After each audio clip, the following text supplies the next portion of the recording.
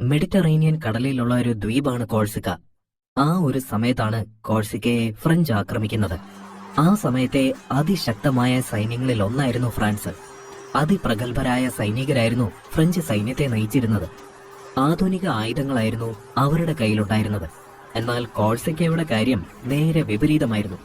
പല രാജ്യങ്ങളും പല സമയങ്ങളിലായി കീഴടക്കിയ ഒരു ദ്വീപായിരുന്നു കോഴ്സിക്ക. വളരെയധികം ദുർബലമായ ഒരു സൈന്യമായിരുന്നു അവരുടേത്. അവർക്ക് ശക്തമായ ഒരു നേതാവില്ലായിരുന്നു. എന്നിരുന്നാലും അവർ അതിശക്തമായി തന്നെ ഫ്രാൻസിനെതിരെ പോരാടിക്കൊണ്ടിരുന്നു.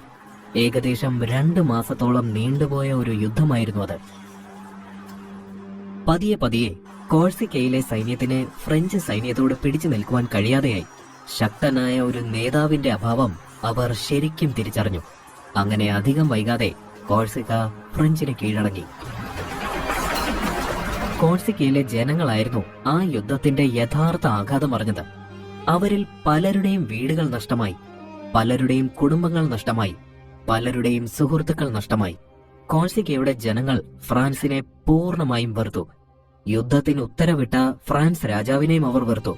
ഉത്തരവിടുവാൻ അദ്ദേഹത്തെ സഹായിച്ച ആ സിംഹാസനത്തെയും അവർ വെറുത്തു. തങ്ങളിൽ ഒരുവൻ ആ സിംഹാസനത്തിൽ ഇരിക്കണമെന്ന അതിമോഹം കോഴ്സിക്ക ജനങ്ങളുടെ മനസ്സിൽ ജനിച്ചു. എന്നാൽ എത്രയൊക്കെ വിപ്ലവം അവരുടെ ഉള്ളിലുണ്ടെങ്കിലും ഫ്രാൻസിന് കീഴിലായതിനാൽ അവർക്കൊന്നും ചെയ്യുവാൻ കഴിയില്ലായിരുന്നു. സിംഹാസനത്തിൽ ഇരിക്കണം എന്നത് പോയിട്ട് ഒരു സിംഹാസനം കാണുവാൻ പോലും കോഴ്സിക്ക ജനങ്ങൾക്ക് കഴിയില്ലായിരുന്നു. അവരുടെ ആ അതിമോഹം പൂവണിയില്ല എന്ന ബോധ്യം അവർ മനസ്സിലാക്കി. കോഴ്സിക്കയിൽ ജീവിക്കുന്ന എല്ലാ മനസ്സുകളിൽ നിന്നും ആ ആഗ്രഹം അകന്നുപോയി. അതെ, അവിടെ ജീവിക്കുന്ന മനസ്സുകളിൽ നിന്നും. എന്നാൽ അവിടെ ജനിക്കാൻ പോകുന്ന ഒരു മനസ്സിൽ ആ ആഗ്രഹം കുടിയേറുമെന്ന് അവരിൽ ഒരാൾ പോലും വിചാരിച്ചിരുന്നില്ല. കോഴ്സിക്കയെ ഫ്രാൻസ് കീഴടക്കി കുറച്ച് ദിവസങ്ങൾക്ക് ശേഷം അവിടെ ഒരു കുഞ്ഞ് പിറന്നു. കുഞ്ഞിന് അവർ ഒരു പേരും നൽകി, നെപ്പോളിയൻ ബോണപ്പാർട്ട്.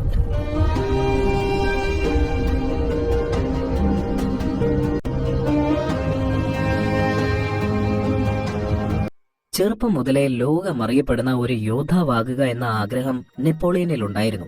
തന്റെ 9ാമത്തെ വയസ്സിൽ ഫ്രാൻസിലെ ഒരു മിലിറ്ററി സ്കൂളിൽ അദ്ദേഹത്തിന് പ്രവേശനം ലഭിച്ചു. സ്കൂൾ കാലഘട്ടത്തിൽ കണക്കിലും ചരിത്രത്തിലും വളരെയധികം മികവ് പുലർത്തിയിരുന്നു നെപ്പോളിയൻ. 7 വർഷങ്ങൾക്ക് ശേഷം തന്റെ 16ാമത്തെ വയസ്സിൽ തന്റെ ആഗ്രഹത്തിന്റെ ആദ്യപടി അദ്ദേഹം കയറി. ഫ്രഞ്ച് സൈന്യത്തിലെ ആർട്ടിലറി സ്ട്രൈക്ക് ഡിവിഷനിൽ ഓഫീസറായി നെപ്പോളിയന് നിയമനം ലഭിച്ചു. ആ ഒരു സമയത്ത് തന്നെയാണ് ഫ്രാൻസിൽ ആ വിപ്ലവം ആരംഭിച്ചത്. ജനങ്ങൾക്ക് രാജഭരണത്തിൽ വിശ്വാസം നഷ്ടപ്പെട്ട ആ വിപ്ലവം. വിപ്ലവത്തെ പിന്തുണച്ചിരുന്ന സൈനികർക്കൊപ്പമായിരുന്നു നെപ്പോളിയനും. നെപ്പോളിയന്റെ നേതൃത്വത്തിലുള്ള സൈന്യം അതിശക്തമായി ആയിരുന്നു പോരാടിയിരുന്നത്. അതുകൊണ്ട് തന്നെ ഫ്രഞ്ച് വിപ്ലവം യഥാർത്ഥത്തിൽ നെപ്പോളിയനെ ചെറിയ രീതിയിൽ പ്രശസ്തമാക്കുവാൻ തുടങ്ങിയിരുന്നു. അങ്ങനെ വർഷങ്ങൾ നീണ്ട ആ യുദ്ധങ്ങൾക്കൊടുവിൽ ഫ്രാൻസിൽ രാജഭരണം അവസാനിച്ചു. എന്നാൽ ഫ്രഞ്ച് വിപ്ലവം യൂറോപ്പിൽ വളരെയധികം ആശങ്കയാണ് ജനിപ്പിച്ചത്. വിപ്ലവത്തിന്റെ കാറ്റ് യൂറോപ്പിലെ മറ്റ് രാജ്യങ്ങളിലേക്കും വ്യാപിക്കുമോ എന്ന സംശയം പല രാജാക്കന്മാരിലും ജനിച്ചു. ഫ്രാൻസിലെ രാജകുടുംബത്തിന് സംഭവിച്ചതുപോലെ തങ്ങൾക്കും സംഭവിക്കുമോ എന്ന് അവർ ഭയപ്പെട്ടു. ഇതിനെന്തെങ്കിലും ഒരു വഴി കണ്ടെത്തണമെന്ന ആലോചനയ്ക്കായി അവരൊത്തുകൂടി. അങ്ങനെ മണിക്കൂറുകൾ നീണ്ട ആ ചർച്ചയ്ക്കൊടുവിൽ അവർ ആ തീരുമാനമെടുത്തു.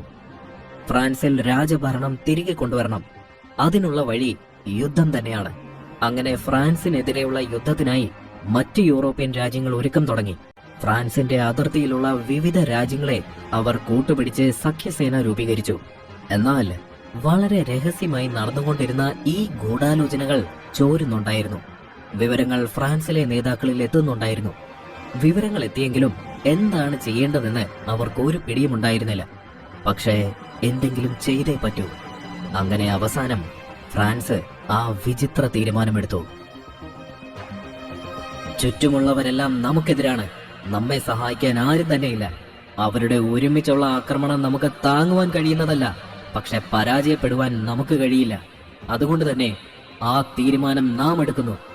അവരെല്ലാവരും നമ്മെ ആക്രമിക്കുന്നതിന് മുൻപ് നാം ഒറ്റയ്ക്ക് അവരെയെല്ലാം ആക്രമിക്കുന്നു.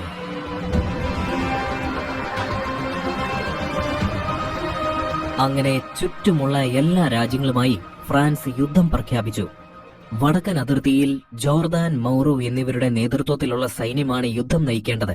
തെക്കൻ അതിർത്തിയിലായിരുന്നു നെപ്പോളിയന്റെ നേതൃത്വത്തിലുള്ള സൈന്യത്തെ വിന്യസിച്ചത്.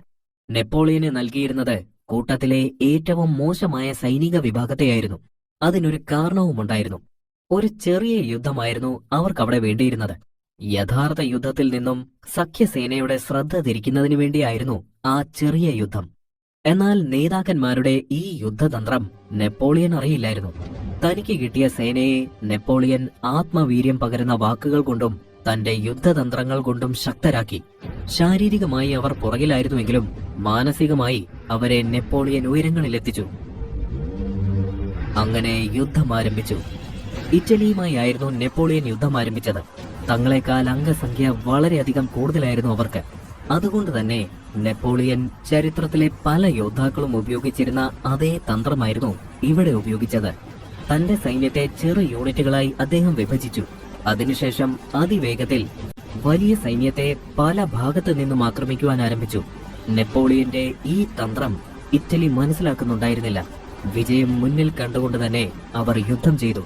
എന്നാൽ പതിയെ പതിയെ നെപ്പോളിയന്റെ കഴുകന്മാർ ഇറ്റലിയെ കാർന്നു തിന്നുവാൻ തുടങ്ങി.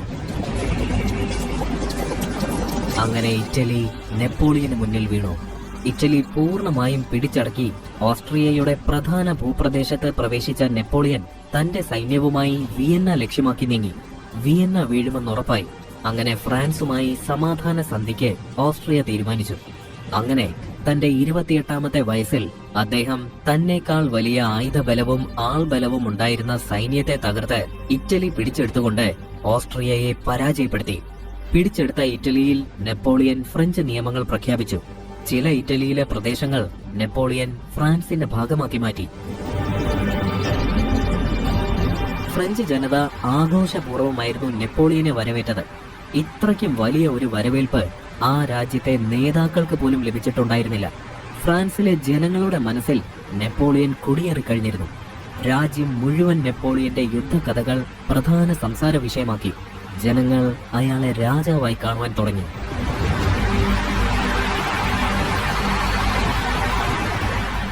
എന്നാൽ നെപ്പോളിയന്റെ ഈ പ്രശസ്തി ഫ്രാൻസിലെ എല്ലാവരിലും ഒരേ ആഘാതമല്ല ഉണ്ടാക്കിയത്.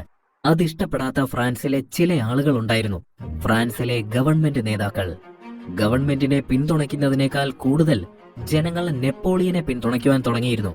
അധികാരം നെപ്പോളിയൻ കൈവശമാക്കുമോ എന്ന ഭയം അവരിലും ജനിച്ചു.